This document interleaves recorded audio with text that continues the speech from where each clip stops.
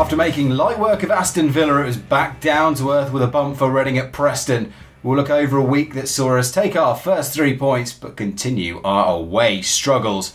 Hello, welcome to the Tile Stam podcast, episode number 135.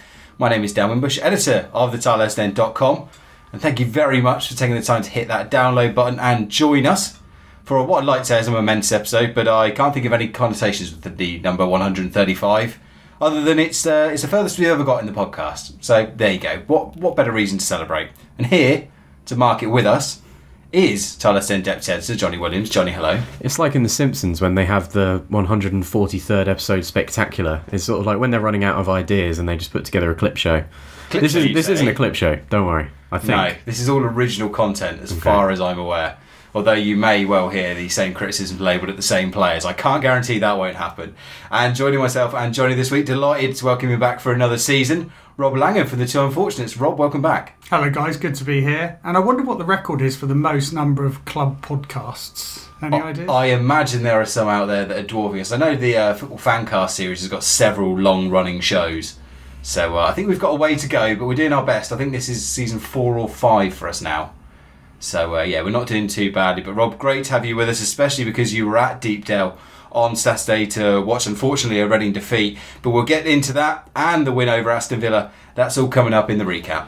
View from the Tilehurst end. Recapping this week's championship action. So, gents, let's start off on a positive note. Reading 2, Aston Villa 1. This was a game that when the fixtures were announced at the start of the season, I think it's fair to say a lot of us were dreading. We looked at these two home games against Fulham and Aston Villa. And I think if you had asked any fan, Johnny, if you had said, well, Reading will get 4 points from that, I think most fans would have bitten your hand off. Yeah, absolutely. I think looking at those first two home games as probably two of the promotion favourites if you take out Middlesbrough. I think, Fulham, Middlesbrough and Aston Villa were the three favourites to get promotion from the division. And so to face those two first up was obviously a big test. And we've come through it really, really well. I mean, you say 4 points after the two games. I think in retrospect, we'll be a little bit disappointed that it's not 6 points, but obviously we went over the Fulham debacle last week. But no, I think the more encouraging thing was we made Aston Villa look very, very ordinary. I mean, I look back to the first home game of last season. I think that was beating Preston 1-0 on our first game, Stam's first game, and again we made Preston look absolutely rubbish, and we did similar with Aston Villa here. They didn't have a chance until the 85th minute, and unfortunately the same old problem sort of persisted from there, which was letting a team in the last sort of 5 or 10 minutes and nearly again snatching a draw from the jaws of victory. So it wasn't without its worries, but certainly for 85 minutes I thought we looked absolutely fantastic. Rob, is there anything from those two home games, particularly the Aston Villa one, that stood out to you as a particularly pleasing aspect? Well, I think Mo Barrow in particular coming in and immediately adding a lot of pace to the mix was important. I think he caused them a lot of problems. They have John Terry and James Chester at the back. It's a pretty good, experienced centre-back pairing. And Mo, I think, looks really good, really dangerous. And I think A.D. Popper as well did well on the left-hand side. So I think we did very well on the wing areas in particular. Yeah, it was interesting to see Stam change his tactics. We did wonder if after the threat of Fulham and their counter-attacking that he would go back to that 4-3-3 that served him so well for most of last season. He did indeed do that. We didn't have a recognised striker though, Johnny, so Pelle Clement sort of was the nominal leading the line man with Mo Barrow and, as Rob mentioned, A.D. Popper either side of him. No George Evans as well, after our discussion on him in the show last week. Joey Vandenberg, despite that error against Fulham, came into the team. Did you like what you see from Joey? Did you sort of see why... I tweeted during the game, it's when he pinged like a 45-yard crossfield pass, and it's like... Yeah, I know why. I know why he sticks with him. Yeah, I know I said I was out on Vandenberg last week in last week's show, but this is the good side of Joey Vandenberg. When he's committed, when he's concentrating, when he's he's mentally in a game, he can dominate a game, and that's exactly what he did against Aston Villa. Like I said, Villa had absolutely no chances, and Joey was really commanding in the middle of the park, sort of breaking up play and spreading it wide and always being that extra option. I think he came off with an injury in the end, and Evans came on during that game. I think Vandenberg sort of signalled to the bench that he needed to come off rather than Stam doing it tactically. And then obviously he missed out against Preston, so I think something it's a was thigh injury. Yeah, so I think something was wrong there. But no, I mean, that is the good side of Joey, and I still think that he's going to cost you points. But if he can put in performances like that, which possibly earn you points, I think we probably would have beaten them without Joey anyway. But yeah, it's just a balancing act. A very frustrating player who can be class on his day, but can also make that catastrophic error. Yeah, and you just have to see the helter-skelter nature of the Championship. Aston Villa, who I thought were by far the worst team that we've played so far this year, turn around in the very next game, they comfortably see off Norwich, who have picked up some good results themselves this season, albeit on an inconsistent basis. So it's just the swings and roundabouts of the Championship. Rob, unfortunately, that game against Villa, as good as it was, ended on sort of a bit of a down, with Reading conceding the goal and then very nearly giving away a goal in the last minute, a free kick. I think it was Gareth McCleary conceding it. Yeah, McCleary just got booked before that as well. So yeah. He looked quite impressive in forward areas, but a liability defensively when he came on. Yeah, and he gave away that free kick right at the top of the box in the centre. Fortunately, hits the wall and Reading cling on for a win. But it was a sort of a sign of things to come, Rob. You were at Deepdale on Saturday, Reading losing 1-0. And really just being, let's say, well, certainly on the surface anyway, dominated. Is that a fair assessment? Yeah, absolutely. I mean, I think the last 20 minutes against Villa in some ways was reminiscent of the first 20 minutes against Preston, in that we were just very unconvincingly trying to keep possession, tippy-tapping it about in a very, as I said, unconvincing manner, and the opposition were just getting tackles in. Villa, of course, I thought were extremely poor on the night, and obviously we did enough to hold on, but Preston are a good team all round the pitch, particularly in central midfield with Ben Pearson and Daniel Johnson. And, well, it was just a classic what not to do in Championship football. It was like laying off people and just inviting the team to come on. Yeah, one force change that we mentioned, Joe Vandenberg picked up an injury, so we saw Leandro Bacuna make his Reading debut. What did you think? I thought he looked short of match fitness, to be honest. He does look defensive primarily. I know he's a utility player who can play across the midfield and also as a wing back, but I thought he looked as if he was going to be a kind of Danny Williams replacement, really, somebody who's going to maybe sit in front of the defence. Only to start with, Liam Kelly was playing in the nethermost role right in front of the back four, and that didn't really suit us. So Bacuna, I think, jury out, really. I wouldn't want to judge him on that. I presume he hasn't played much football, but he certainly didn't impress on the day. Yeah, and his cause wasn't helped with two injuries just after Preston had taken the lead. We'll come on to the goal in just a second, Rob, but two big injuries, Kelly and Swift both being forced off. Was that game over from that point? Well, I think possibly, although probably the worst period of the game was early on, while they were both still on. Interestingly, I think we played in a more direct manner than I've seen us play in the second half. I think Stam, we've talked about him maybe having a lack of willingness in the past to mix it up, to go for a plan B, but on this occasion I think actually we were more direct. Certainly Manone was kicking it long quite a bit. I think neither Kelly or Swift imposed themselves on the game in the time they were on, and a cynic might say maybe they were withdrawn tactically and they've said it's an injury just to spare their blushes, but maybe that's a controversial thing to say because it just didn't look like their kind of game, really. Although subsequently it turns out that there does seem to be some credence in the injury. Yeah, Stam's not giving an update as to how long they'll be out. Obviously, they'll probably be having scans and whatnot today, which is Monday as we record this. Be very surprised to see them play against Millwall in the Carabao Cup tomorrow night. But yeah, two key cogs in the midfield, Jonny, especially when we're talking about having Pelle Clement leading the line. I know we've got those wide players in Barrow and Popper, but Clement, he's not convinced me so far in the two chances he's had to lead that line.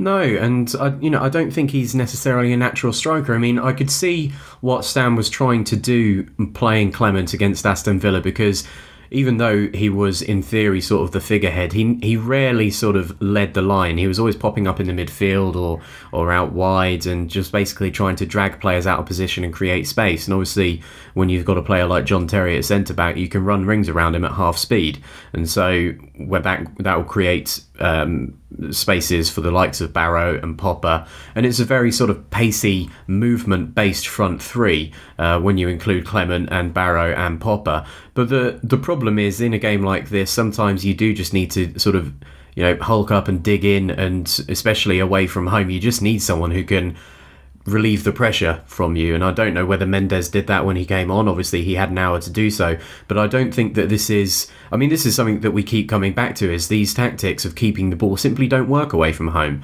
because when we are away from home, the home team naturally puts more pressure on you, and so that means that yes, we can, when we're playing at home, we can keep the ball because no one's putting any pressure on the ball, whereas when we're playing away from home, you've got that pressure and we can't seem to cope. And when you don't have an outlet, which Pella Clement doesn't appear to be, then it's almost impossible for you to keep the ball. Yeah, I think Clement, to me, he certainly doesn't look like a striker. I think he did well against Villa by dropping deep, and that confused Chester and Terry because he was dropping maybe 20 yards off them, picking up the ball, putting little passes out to Barrow and Popper. But he's certainly not a striker. And then, Johnny, in answer to your question with Mendes, I think he did okay on Saturday. He certainly works hard. He got some flick-ons. We don't see many flick-ons these days with this style of play. But we know he's limited. We know, he has the odd good match like he did at Villa last season. But, we need a forward so badly it hurts, basically, at the moment. Yeah, there's nobody to ease that pressure. We keep coming back to it. There is no Shane Long, there's no Jason Roberts, Nicky Forster type that you can give the ball to, and they've got a chance at creating something by themselves. Even Jan Kermigan in the back end of last season just seemed to have that little purple patch that got us over the line. This time around, obviously injuries really cruel to Stam, with John Daddy Bodvarsson and Jan Kermigan both out, and Mendes, as mentioned, limited in what he can do. I don't think when given a chance against Fulham he particularly pulled up any trees either. So, but for all this talk of a striker, Rob, the stat that stuck out to me after this weekend is it's 2 clean sheets now in regular league games and the playoff semi-final in 2017 for Reading. And if you're conceding a goal a game, it's asking a lot to get 2 away from home. Yeah, I think none of the defence played well. Actually, all 4 of them were poor on the day. Blackett was his typical self of looking too hesitant in possession.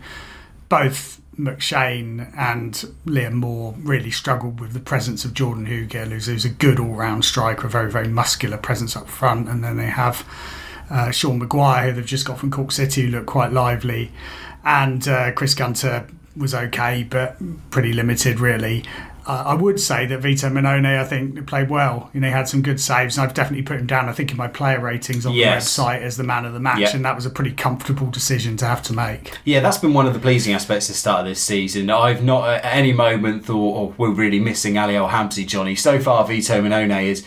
he's given confidence. I don't think he's even had a flappy moment other than that one where he just passed out of play against Fulham. Yeah, although I think that was a bit of a confusion of communication between both him and Paul McShane. So I don't think it was just entirely his errors. But no, certainly in terms of the shot stopping, he does seem to be just as good as Ali El-Habsi, if not better. I'm sure that there will be a time when he does make a mistake, because all goalkeepers make mistakes, and it's sort of that mental side of the game of can he recover from it and can he get back from it. But he doesn't look any different to Ali El-Habsi, really. He's a fine shot stopper, not the best with the ball at his feet, but can just about deal with it. And certainly he looks fine, I'd say. Yeah, it wasn't ideal having to change the keeper, but so far anyway, don't seem to have lost out. But going back to Hugill, Rob, the goal, just awful defending from a group of senior defenders. On that side, you should be having Chris Gunter, Liam Moore and Paul McShane all doing the dirty work.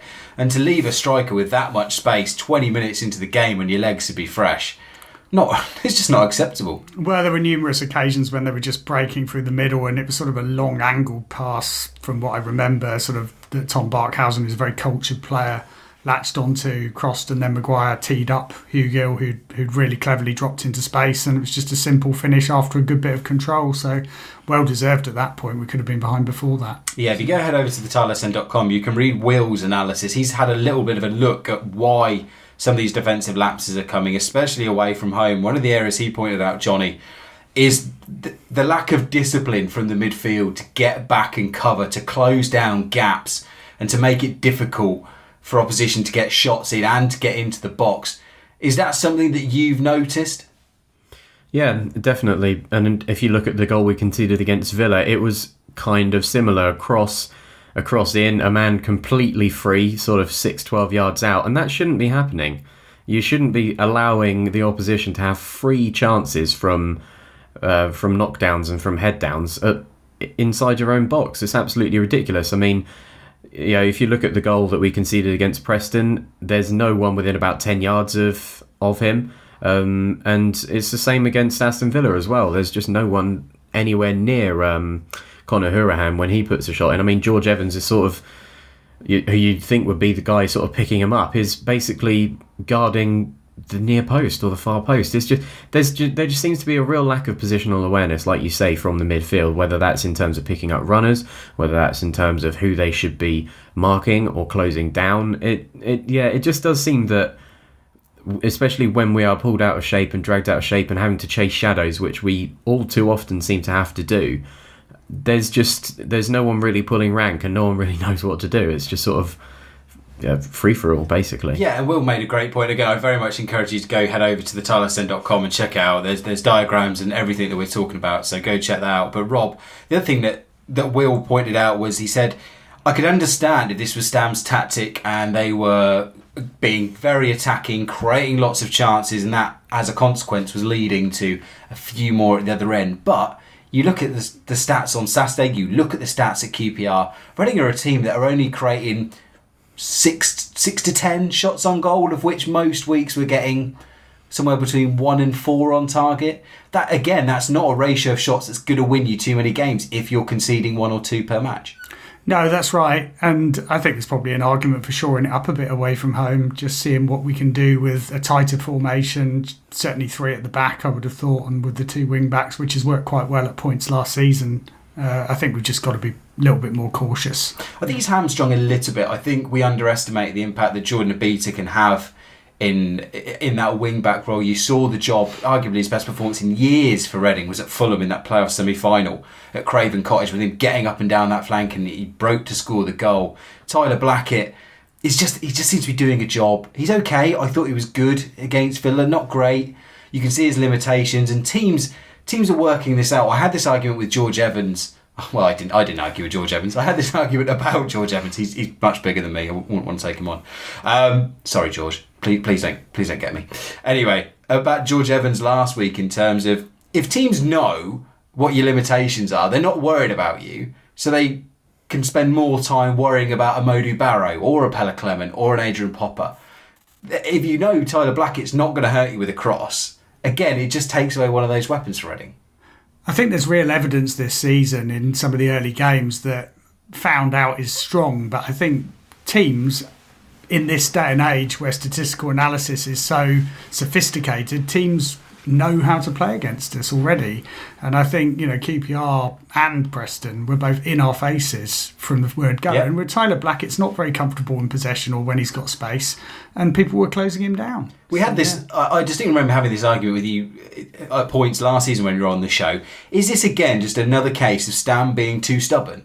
Looking at the personnel he's got available right now, should he be being more pragmatic with that lineup? Or, again, is it a case of, no, you want this system drummed into them as much as possible? I don't think there's a lot he could do. I mean, Blackett had to play because Abita's injured. I think at the moment we are we're very, very constrained by the injuries. And I think really, watching the first 20 minutes on Saturday, I wouldn't blame the manager at all. I think it's really the players just seem to be mentally not quite there or not quite ready. And okay, it's partly the manager's responsibility to inspire that, but he said before the game, we need to be ready, we need to be aggressive. So he should have said that to them. I'm sure he did. And then it just turns out that some of the players just look a bit lackadaisical and a bit casual. Well, Johnny, I thought it was interesting because Stam decided to have a little bit of a pop at the officials after the game for their standard refereeing, particularly the tackles on Kelly and Swift. He said, I mentioned it, meaning the tackle on Kelly, to the 4th official, and he said the referee let it go because it was the beginning of the game and he'd see how the game progresses. But I think it was straight away a yellow card. Their player deliberately knocks him on the leg, and that's why he needed to come off. I think the referee needs to do something about that. There are a couple of other incidents as well with pushing and shoving during the game, and with extra time in the second half, there are only 3 minutes added on. The home record is good, but you don't want to build everything on that. You want results away from home, and for some reason we're looking into it and thinking about it. but we need to do better away. Every team wants to get results at home, but you need to get into a certain rhythm to do well away. Last season we had a couple of results away from home and we still ended up third in the league. We had a few poor results too, but you always want to do better. We've got a few injuries and we are still building. Do you think Stam should be deflecting some blame onto the officials, or do you think he should be not necessarily digging out his players, but maybe sort of saying they need to be a little bit tougher? Well, I think it's a standard tactic, really, to deflect blame onto the officials when you lose. I mean, you only have to look at someone like Arsene Wenger to see he's been doing that for about 20 years.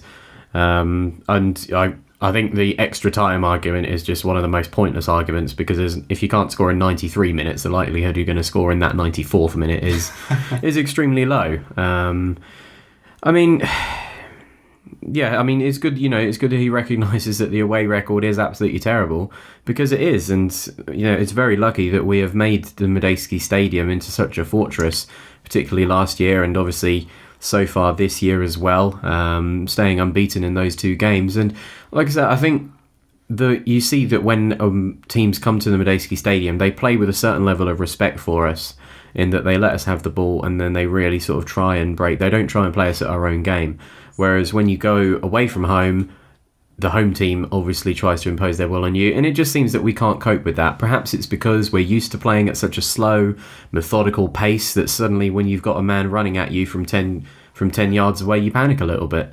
I hope it's not just as basic as that, but I think it is just down to that complete change in tempo, the complete change in pressure, because the amount of pressure that gets put on the side when we're at the Medeski and when we're away is completely different, and I think that must have something to do with it tactically. Yeah, any escape route for Stam in the refereeing, Rob?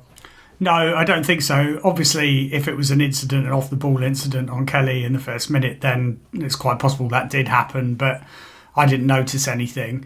And a lot of people were complaining about Ben Pearson, but I just thought he's an excellent defensive midfielder who's tigerish in the challenge and exactly what you want. I mean, if we had a player like that, I'd be very happy. And I don't think he's particularly operating beyond the bounds of the rules either. I think he's just a damn good player.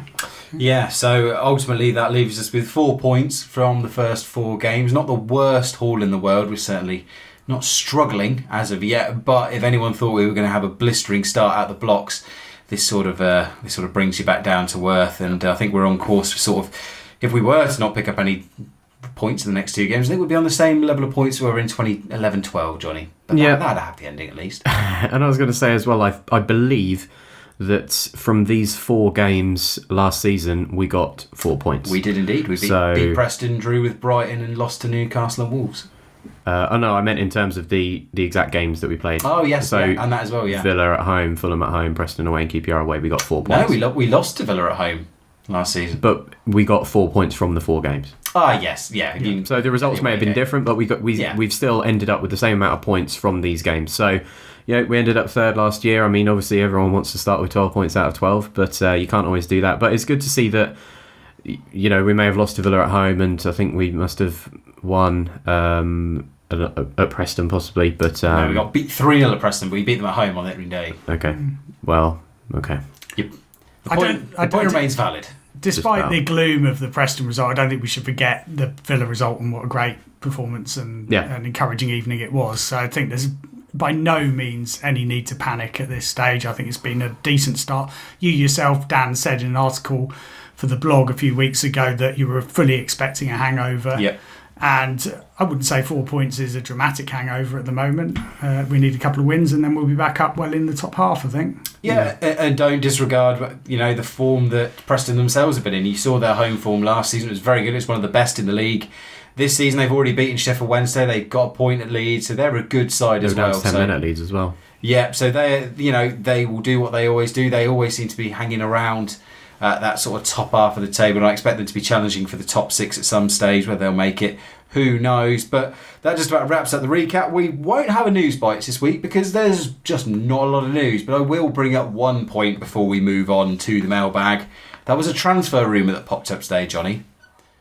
Ola John. According to the Daily Mirror, he's looking to return to Reading after a in their quotes, not mine, highly successful loan spell a couple of years ago. Yeah, he became a fan's favourite as well. This very much did sound like agent talk. I think, when you read through these rumours and you sort of imagine the agent writing a blurb about their player, I think this was almost entirely it. This is rubbish. Yeah, Rob, you can just imagine the agent sort of speaking to a journalist. Yeah, there's a few works. Yeah, Reading's always an option for us. Ola did well there a couple of years ago. Yap likes him, sort of thing. That sort of conversation, and then next thing you know, it's in the paper. Well, just not enough consistency when he was here before, was there? And I think that would be severely underwhelming if he were to join. It's the most non-needed position ever as well. Out of every position in this squad, I think winger is the one that just about every Reading fan would say, you know what? We're good with McCleary, Barrow, Harriott, Behrens, Popper. Bacuna can play there as well. Clement. I think Mendes has done a job there as well. So there you go. You've got 8 options, and that's not even including players from the youth setup as well. Yeah. So no to Ola John. Look, do I think he's got talent? Certainly. But do I want to pay £10,000, £15,000 a week to a man that's completed 90 minutes 3 times in 3 seasons? No. He's a luxury player. That's all he is. He's a luxury player, and we can't afford a luxury player. 100% agreed. Right. That wraps up the recap and the very briefest of news bites. We'll move on now to your section of the show. It is the mailbag. Get social with the boys. Find them on Twitter at the Tilehurst End and facebook.com/the Tilehurst End. Okay, mailbag time, and thank you to everyone who, as always, has chipped in to that mailbag via at the Tilehurst End on Twitter, the Tilehurst End at gmail.com for your emails, and those of you who'd like to say at Facebook, it's at facebook.com/the Tilehurst End, and finally the YouTube channel. It's at youtube.com/the Tilehurst End. That's where you will find all of our nice handy video content, including these podcasts as well. If you want to watch them, there's not a lot to actually watch because we don't tape them, but you can still listen away. And we do post-game shows and bits and pieces like that, so go check that out as well. And before I get into your questions, a massive thank you to everyone who continues to help the cause, who joins that elite circle via patreon.com/the Tilehurst End. That is our crowdfunding source. It's how we buy little bits of extra equipment, fund subscriptions, all sorts of fun and games. And you can go there, patreon.com/the Tilehurst End, and chip in whatever you fancy, whether it's £1, whether it's a tenner, whether it's 100. Look, I'm not going to put a limit on what you want to give, but even if it's just a couple of quid, it makes a massive difference. And a big thank you to everyone who has already done so and continues to give month after month. It is very much appreciated. Right, moving along. George Bone says, waiting for the chance, in quotation marks, once we're all dead and buried, is that how we want to play football? The 106 side would laugh. Well, I think time's moved on, really. I mean, the 106 side all moved to other clubs and did nothing. So, obviously they were magnificent at the time, but it would be very interesting actually to see how they would cope now, given the kind of tactical sophistication that's sort of risen up in the Championship. And I'm still a fan, really, of the style of play. I think my main contention is it just needs to be carried out with more zip and more tempo. I think it's occasionally too slow, but I would defend Stam in wanting us to keep the ball on the floor and to pass it around as much as I can. Johnny, do you see an evolution in this side to the point where they are not waiting for that chance, but they are forcing that chance? Not as yet, because I think even against Aston Villa, even though we looked far more dangerous in an attacking sense than we have recently in many months, we still were sort of... I think I particularly remember one where it was sort of like passed along 4 different players on the edge of the box before finally someone had a go and it was blocked. So I don't think that we're quite at that cutting edge yet, but at the same time I think against Villa we showed far more attacking intent and far more purpose than we have in recent months. And I think it's, like I mentioned earlier, with Pelle Clement sort of playing that attacking role but not quite being an all-out attacker. I think Stam is trying to put nuances in the game, trying to make sure that the likes of Barrow and Popper can get shots in on goal, that Clement can, that Swift is driving forward, that Kelly's driving forward. I mean, we saw that Kelly has scored 3 goals already this season, so clearly I don't want to call it total football because that's lofty praise, but I think Stam is trying to get to that stage where you don't have one player you rely on for goals. Goals can come from anywhere, and we've seen that with the likes of Barrow and his unpredictability, Popper with the goal against Villa, or the own goal as it turned out against Villa. I think you're seeing more shots coming from everywhere. Yeah, and we did see that to a certain extent last season, with especially in the first half of the season, Gareth McCleary, and to a lesser extent Roy Beerers were popping up with goals. I think it's going to get better, but these injuries must be driving Stam bonkers, because every time he thinks, right, I'm getting my team into a little bit of a rhythm, loses a player. Lost Joe Vandenberg, and then he loses 2 players in the first 35 minutes up at Deepdale. So that's not going to help things at all. So bear with it, and hopefully once he's able to pick a settled side and he's got some forward options, and maybe 1 or 2 before the transfer window closes, it might just improve. Chris Hartley says, while I accept that Reading were poor, we should have created more had not Swift or Kelly not been injured. Kelly more so than Swift. Swift has been a bit mess so far this season, but I think with Kelly on the pitch, the final ball at times may have been better.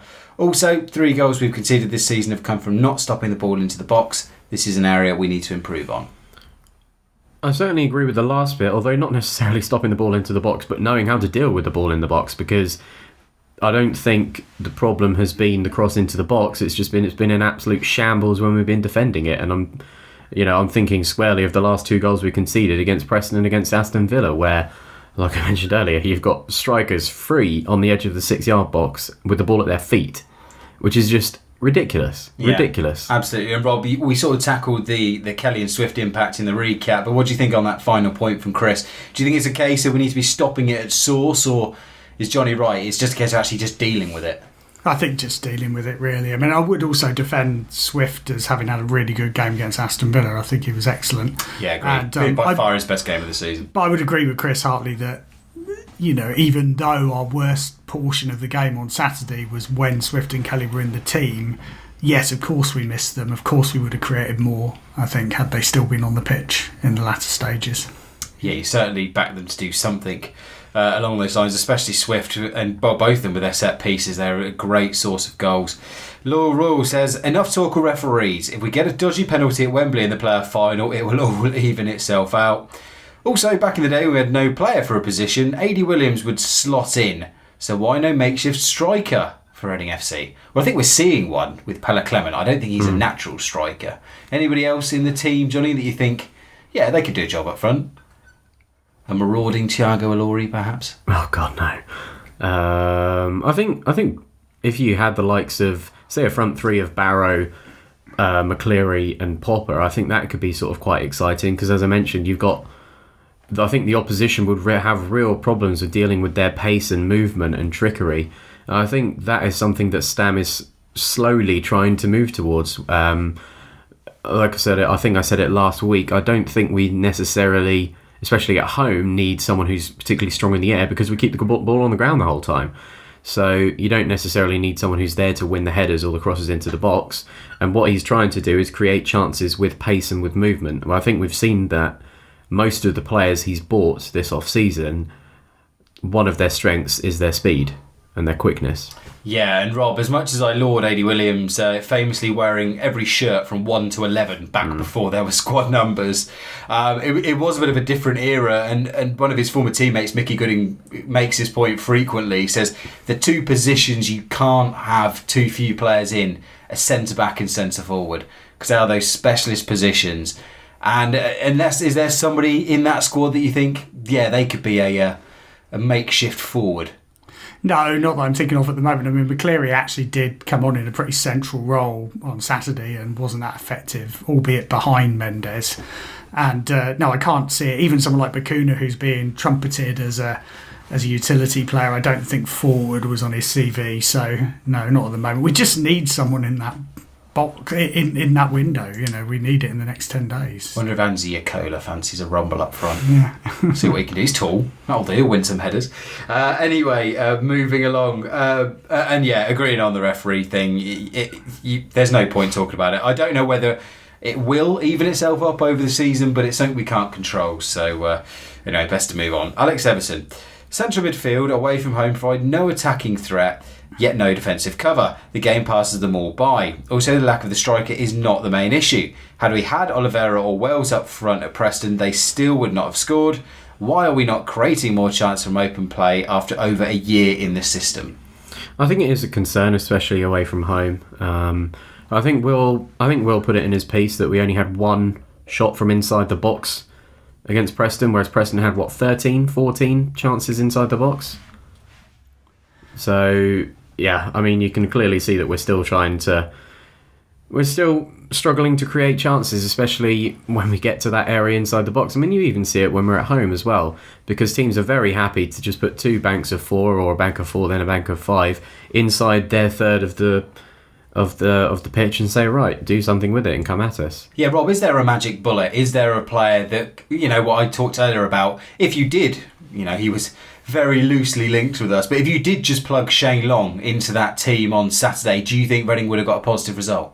Maybe not on Saturday. I'm inclined to agree with Alex that we just didn't create many chances. The only chance I can remember was a header from Mendes just before half time. There weren't any Reading chances in the 2-minute highlight package that was produced by Reading. So. No. I mean, Shane Long, though, I think you're talking about a player who's a bit of a class above. But I think, as discussed on the podcast extra on Friday, I'm not sure we're realistic in thinking that he's going to come. No, unfortunately not. But I think he would create his own chances. Just thinking back to that last year he was at Reading, he was just unbelievable. So, and a player of that quality, I mean, that's a real notch up from what we've got. So, yeah. Would that be, sort of expanding on that, if Reading have only got one, say they have only, say, £5-6 million in the kitty, would you just spend that all on a striker now? Are they secure and strong enough elsewhere to just be able to say, right, we're putting all our eggs into the striker basket? Yes. I said this 2 weeks ago, yes. Yeah. I would. Rob? I think so, yeah. I mean, certainly if it was the right one, I mean, that's the conundrum. I mean, you can easily blow 5 or 6 million on someone who's not that great, but I mean, I think that is over and above everything where we need someone, particularly given the rumours that Kermigan is likely to be out for a few months. Yeah, it's looking like it more likely November for an early return for him, and that's only when he can start sort of getting back. So, unfortunately, Jan's final season looks like being a short one. Yeah, again, it comes down to the right player. If you said to me, you've got £5 million, Shane Long will sign for £5 million, I go out and do it, and I just really hope that everybody else can get fit.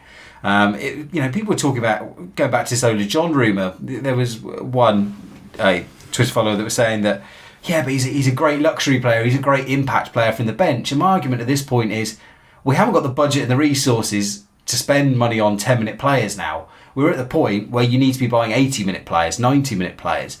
The next people we buy should be players that are either going straight into the first team or have got a damn good chance of getting into that first team on a week-in, week-out basis.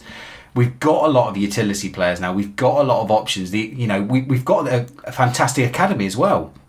So go out and buy proven quality. Give the squad a lift. Give the fans a lift.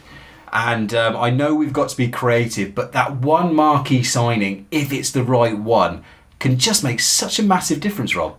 Oh, it really would. I mean, we've already seen to a lesser extent, and hopefully it might turn out to be a sort of a bigger extent, the impact that Barrow's had, who already, I think, looks, as if he can really add something different. So, and that was 1.5 million, which was a good fee, I think. So, yeah, I mean, something that would really make people sit up and take notice. Mind you, Sheffield Wednesday blew 10 million on Jordan Rhodes, didn't they? So it just shows you it doesn't guarantee anything. Yeah, and Aston Villa, Ross McCormack last season as well. So, there are no guarantees in this division, but hopefully it looks like Oliveira has now established himself in the Norwich team, which is a real shame. That one now looking unlikely. But Naki Wells, though, with Huddersfield winning 2 from 2, him sitting on the sidelines, just maybe he will end up at the Madstad. Well, a few weeks ago when this first came up, I thought 10 million for a player who scored 10 goals, the obvious, even with my arithmetic, I can work out that's not that good a deal. But now, having seen them really struggle on Saturday, I'm thinking, well, at least he would provide a bit extra maybe. I don't think they'll spend 10 on him. I think that would be a classic. We'll pay his wages for a season-long loan, and if we get promotion, we'll give you... Bit like Vidra, yes. I think if we sign him, it will be at 9 p.m. on deadline day.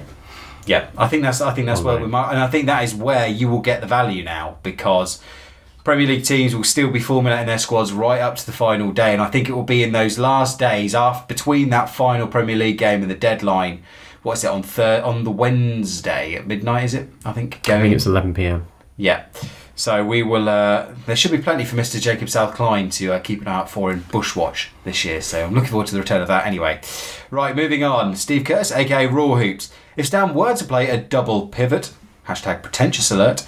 Which two players, his words, not mine, which two players would you like to see? Also, if Swift and Kelly are both injured, who forms your three-man midfield? Let's start with the last part of that, Johnny. Who gets to start on Saturday at Birmingham? What options do we don't... We've got Bacuna, Evans... Vandenberg. I suppose you've got Renomota. No. Stephen Quinn? No. Bacuna, Evans and Vandenberg, I think that is... it might not be very good going forward, but I think at least two of them are good defensively, and right now I would take 0-0. Just get a point on the board away from fully home. fit Stephen Quinn gets in my midfield, but otherwise... I think a half fit Stephen Quinn gets in your midfield. I think, quarter fit. I think as long as he can actually cross the line, I think he gets into my team. Rob, who would your three be at the moment? I think I would probably... I'm a bit with you on Quinn. I really like him, but I would think about maybe having him because, to be honest, I don't think, as I said earlier, Bacuna looked particularly match fit last weekend. So I would think about having him with Kelly and not with Kelly with Evans and Vandenberg. Although that's effectively possibly a treble pivot, rather than a double pivot. So in answer to the double pivot question, which I think I had to look it up, I must admit, and show my lack of knowledge, is basically two defensive midfielders. I'm right, aren't I? One sort of pushes forward to support attacks with the other. Yeah. I mean, I think Joey, who one assumes with a thigh injury, he will be fit because it will be 10 days since he previously played. So I think I'd definitely have him in, and Evans probably, if we're going to play that kind of system. Yeah, especially away from home. Birmingham will come on to it very shortly, but they are... Ari's got them playing, albeit not a fantastic level, but away from home you can't take any team lightly. Rob Stevens, can understand how hard it is to get a quality striker, but surely we can find a defensive midfielder in our budget. We need a new Ledger Wood. I think that's Bacuna, isn't it? Well, fingers crossed. Yeah. Hopefully someone between Quinn, Evans, Vandenberg and Renomota and everyone, hopefully they can find one of them to do a job. Yeah, So, fingers crossed. And Matt says, I agree that a striker is the main priority, but surely the defence needs new additions, continually letting us down. Well, Stam said he was still after a defender. Do you think it is a centre-back he's after, Rob? Well, I think the interesting figure in the middle of all this is Thiago Ilori, really, who's one of our record transfers at $2.5 million. Apparently, by all accounts, didn't go to QPR but didn't have a great game. But surely it's a bit early just to decide that he's not in the team. I mean, he played pretty well in the playoff games. I mean, I would say, he's there. We spent a lot of money on him, and he's on the bench. So I don't know whether we need another person. Yeah, slightly curious, especially, as mentioned, he plays well. He's apparently, he was a Stam buy.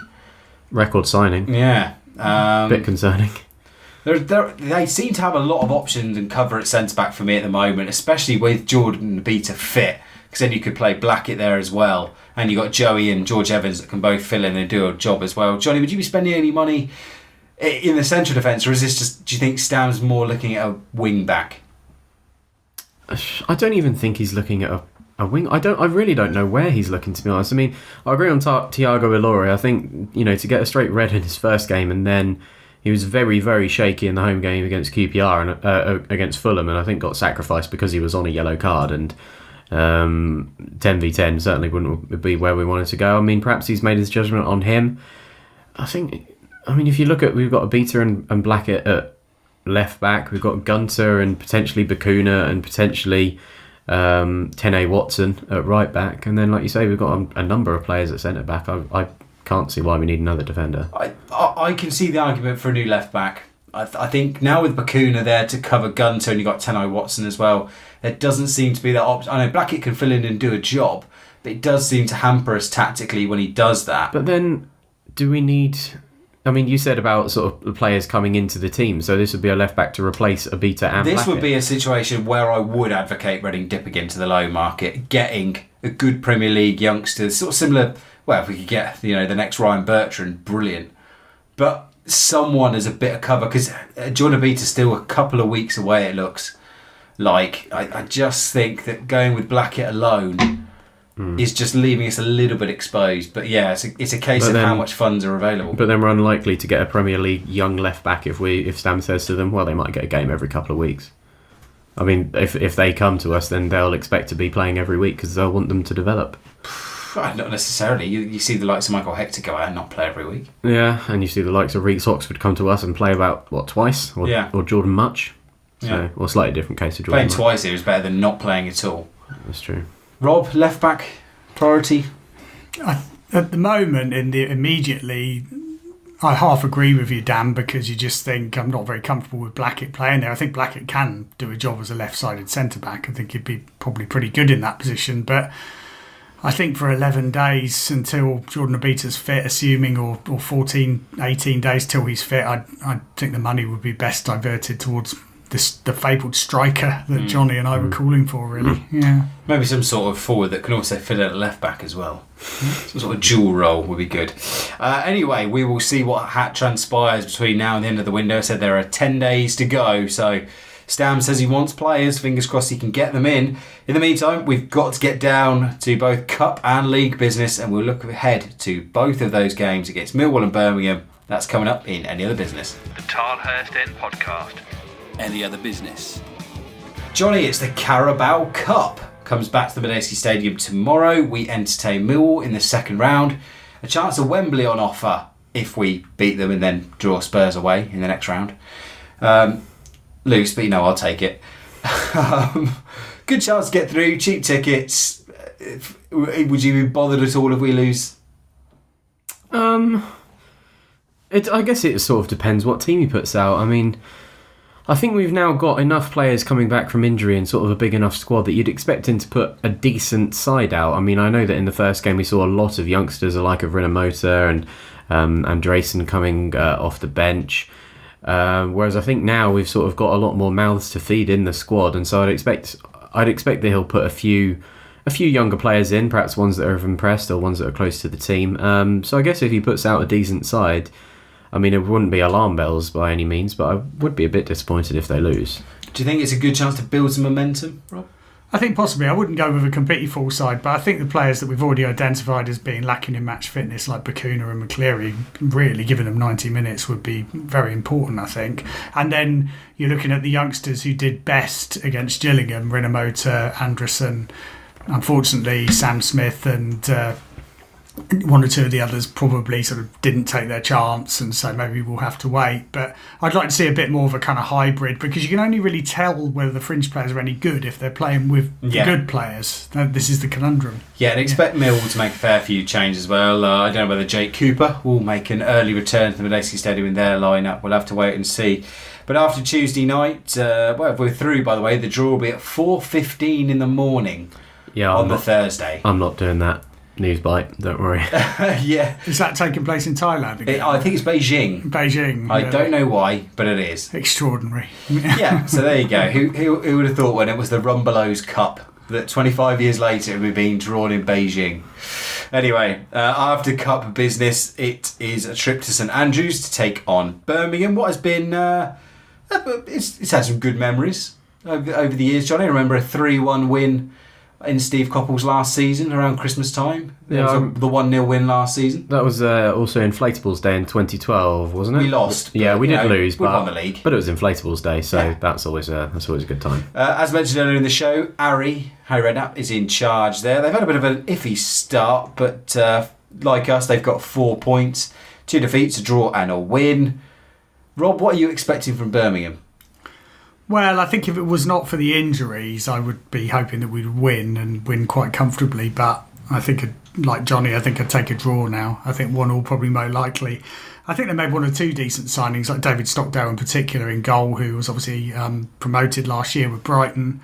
And, they've got some players like David Davis who've been sort of solid in there for a few seasons now. But I think it's certainly a game where we've got to be looking to impose ourselves, and as long as we don't start as badly as we did against Preston, then I think we can take something out of the game. Yeah, they've just signed Kyle Jenkinson as well on loan from Arsenal. He's arrived today, so a little bit of extra intrigue for that one. Jonny, the bookies have got Reading 12-5, so just over 2-1. Birmingham just better than evens at 11-10, and the draw is 12-5. Where would your money be going?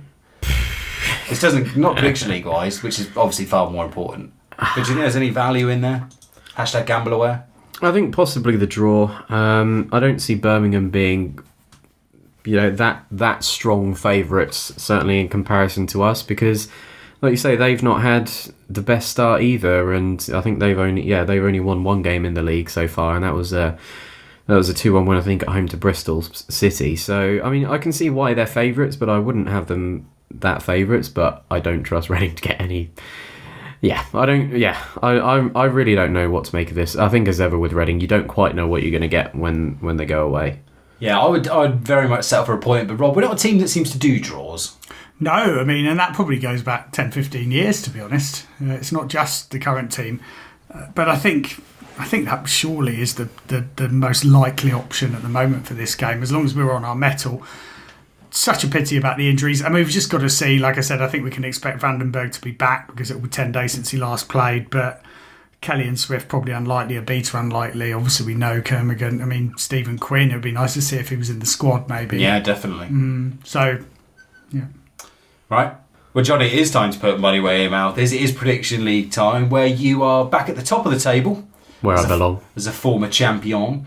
Yes, you're on 3 points alongside myself, Mark and Westy. Yourself, Mark and Westy, all predicting 2-1 wins over Villa and taking maximum points. Tom Crocker is on 1 point as well, propping up the table, unfortunately, at the moment with one handbags Harris. But plenty of time for them to come back in that. What do you say about this game? I think I'll go for a 1-1 draw. Like I said, I don't think Birmingham are a strong side by any means, but obviously we are hampered by the fact that we are pretty poor away from home. So I think if we came away from this with a 1-1 draw, a point and a goal, I'd be very satisfied. I've predicted 1-1 in each of the 4 games so far this season, so I'm going to change. And I'm going to have to go on the pessimistic side. I'm going to go for a 2-0 Birmingham win, I'm afraid. Rob, care to give an honorary prediction? I'm going to second Johnny and think for a 1-1. Okie dokie. Lovely stuff. I will get the thoughts of Westy, Handbags and Mark in the week, and I'll be speaking hopefully to Tom Crocker on Thursday or Friday for the new podcast extra if you've not checked it out yet. It's in association with the Wokingham paper. We do that every Friday like we did with Charles. This time a new gooner in the hot seat, Mr. Crocker. So I very much encourage you to go listen. If you subscribe to this show, you should see that pop up on your iTunes feed as well. And as mentioned earlier in the show, you can also check them out on YouTube, Facebook, all those regular good places. Right. So that just about wraps up the show. Fingers crossed we can all be getting up at 4:15 in the morning on Thursday to look ahead to our third round Carabao Cup tie.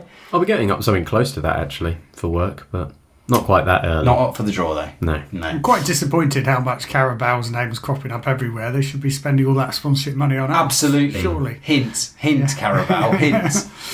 You know it makes sense. Anyway, Rob, Johnny, thank you very much for joining me. Rob, just before we let you go, anything we can look forward to on the 2 Unfortunates other than the outstanding work that goes up? Well, a little bit quiet at the moment, but we've got the next thing I think will be a book review of Andrei Kanchelskis' autobiography, which should be quite interesting, particularly as I think he was a Ukrainian who opted to play for Russia after the breakup of the Soviet Union, which is obviously quite a controversial decision that has political resonance these days. So. Yeah, was he one that fell out with Fergie as well? I know he moved to Everton, didn't he? Quite possibly, along with Mr. Stam, I think. Yeah, so interesting character. Excellent. And where can we go check out the 2 Unfortunates for those unfamiliar? www.the2unfortunates.com. Yeah, and at 2 Unfortunates on Twitter? Yeah, that's right. Yeah. Indeed. And you know where to find us, hopefully, by now. Again, thank you to everyone who joins in the Patreon campaign, who subscribes to this show and generally supports us. Head over to thelsn.com as well. You can check out Rob's player ratings and report from Deepdale. In the meantime, we're all off. Hopefully, this show will return early next week. A date to be confirmed, so stay tuned to the Twitter for that. In the meantime, go on, you ours.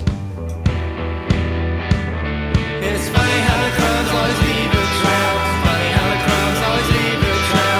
Funny how they always leave a trail. You smile. Funny how the crowds always leave a trail. Even when it seems there's no your trail. Funny how the crowds always leave a trail.